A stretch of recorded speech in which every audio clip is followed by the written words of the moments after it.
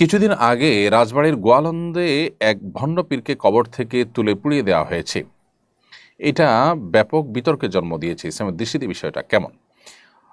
দেখুন, এখানে কয়েকটা দিক আমাদের দেখতে হবে। সর্বপ্রথম যে দিকটি কথা বলতে চাই সেটি হলো যে যার ব্যাপারে নানা অভিযোগ স্থানীয় আলেমুলামা ধর্মপ্রাণ মানুষ দীর্ঘদিন থেকে করে এসেছেন, অভিযোগগুলো খুবই গুরুতর। দুর্ভাগ্য যে এই অভিযোগগুলো আমল নিয়ে যথাযথ করণীয় নির্ধারণ করার বিষয়ে প্রশাসন চরম ব্যর্থতার পরিচয় দিয়েছে, যার ফলশ্রুতিতে একটি অনাকাঙ্ক্ষিত পরিবেশ পরিস্থিতি তৈরি হওয়ার স্কোপ তৈরি হয়েছে। যে সমস্ত বিষয়গুলো তার ব্যাপারে দীর্ঘদিন পর্যন্ত স্থানীয় ওলামায়ে কেরাম, স্থানীয় ধর্মপ্রাণ মানুষেরা অভিযোগ জানিয়ে আসছে, তার মধ্যে একটা হলো যে সেই লোক কাবার আদলে তার কবর নির্মাণ করার ব্যবস্থা সে করে গেছে এবং সেটা হয়েছে, এবং নিজেকে ইমাম মাহাদি দাবি করেছে এবং ভক্তকুলের জন্য আলাদা কালেমা তৈরি করেছে, লা ইলাহা ইল্লাল্লাহ মাহদি রাসূলুল্লাহ, এরকম কালেমাত সে প্রস্তুত করেছে এবং কোরআনকে ভোজ পাতা বলে অবজ্ঞা করেছে। ঈসা আলাইহিস সালামের দীক্ষা দেওয়ার আড়ালে মানুষকে খ্রিস্টান বানাতো তার ছেলে মেহদি নূর তারেস।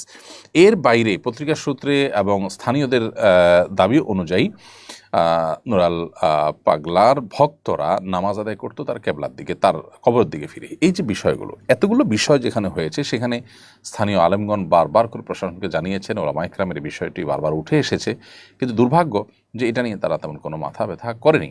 অথচ এর প্রত্যেকটা বিষয় সাধারণ মানুষের হৃদয় রক্তক্ষরণ হওয়ার মতো।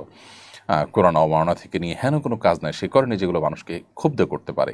তো জনগণ সংক্ষুব্ধ হতে পারে এমন কাজ যখন কেউ করছে, তাকে থামানোটা কর্তৃপক্ষের কর্তব্য ছিল, সেটা করা হয়নি।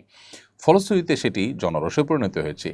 পাশাপাশি এখানে জনরোষের পেছনে এই যে অনাকাঙ্ক্ষিত অপ্রত্যাশিত ঘটনা ঘটেছে, সেটির পেছনে কোনো ইন্ধন, কোনো এজেন্সি, কোনো দেশি বিদেশি কোনো চক্র, তাদের কোনো হাত এখানে থাকার সমূহ আশঙ্কা আছে। কারণ ঠিক এই ঘটনার পরপরই আমরা দেখেছি হাটাজারিতে আপনার সুন্নি ওয়াহাবি নামে আপনার শিরোনামে সেখানে মারামারির সংবাদ পত্রপত্রিকা উঠে এসেছে, যেটা ইতিপূর্বে সাধারণত বারুলাউলকে ঘিরে কখনো হয়নি। অর্থাৎ পরপর দুটি ঘটনা ঘটেছে এবং এগুলোর যে প্যাটার্ন, সেটার দিকে তাকালে বোঝা যায় যে এখানে কোনো দাঙ্গা বাঁধাবার বা ধর্মীয় ইস্যুতে কোনো উন্মাদনা সৃষ্টি করবার প্রচেষ্টা অব্যাহত ছিল। তো একদিক থেকে ধর্মপ্রাণ মানুষদেরও দায়িত্বশীলতার পরিচয় দিতে হবে, আবার অপর দিক থেকে প্রশাসনের বাহিনীদেরও এখানে দায়িত্বশীলতার পরিচয় দিতে হবে যে এখানে কোনো শয়তানি চক্র কাজ করছে কিনা এবং কোনো ষড়যন্ত্র কাজ করছে কিনা। আল্লাহ তাআলা আমাদেরকে হেফাজত করুন এবং এ ধরনের ষড়যন্ত্র থেকে আমাদের দেশ মাতৃভূমি থেকে আল্লাহ তাআলা রক্ষা করুন, এবং এ ধরনের কর্মকাণ্ড যেগুলো জনগণের